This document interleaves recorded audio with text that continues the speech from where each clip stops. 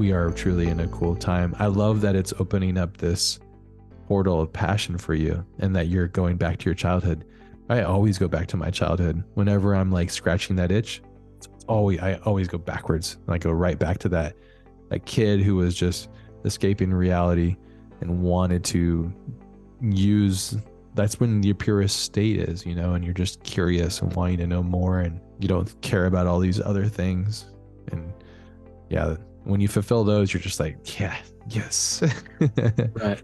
Yeah. It's exciting, man. I'm excited to see where this all goes. There's always the fear, there's so many people who fear AI and all this other stuff. And, I think if anything, I'll say this sounds, maybe I'll stop saying everything sounds cheesy, but I've always done tutorials and stuff like that. I've always liked sharing because when I was 16, 17, I was just obsessed with trying to figure out stuff that, especially back then, no one had really figured out. And I'd want to let everyone else have the shortcut of hey, I did this thing, here's how I did it. Part of it was also that if I share all my stuff, then I can't rely on it. I can't be I know this one secret and I get all the jobs because I can do this one thing. It's if I put it all out there, it's going to force me to continue to evolve.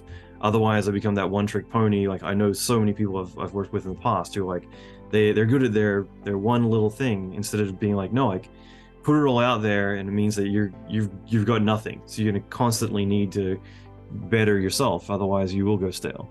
And yeah, I kind of enjoyed that.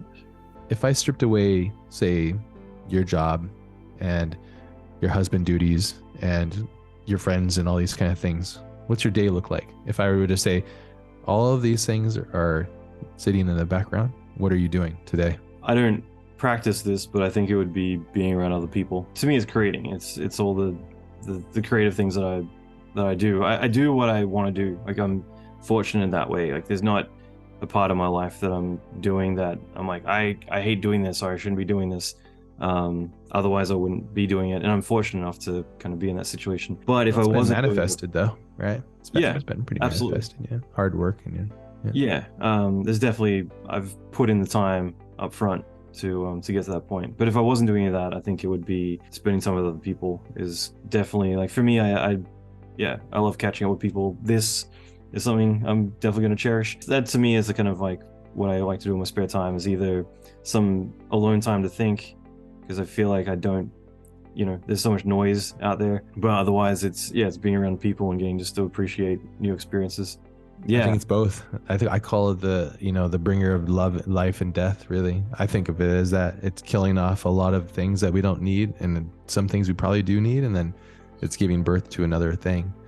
And I think it's getting us, in my mind, it's getting us to ask the real true questions about, why am I doing the things I'm doing? Mm-hmm.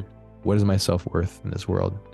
Yeah. How do I find that? That's a beautiful thing, if you think about it. If anyone can do now what you do and what you're good at doing, then why do you do it? Do you still need to do it, or are you doing it because you enjoy it?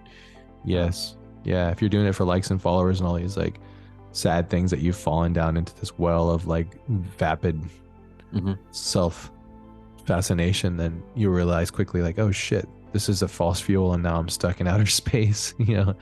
I need gravity to pull me back down, and that gravity should be your calling,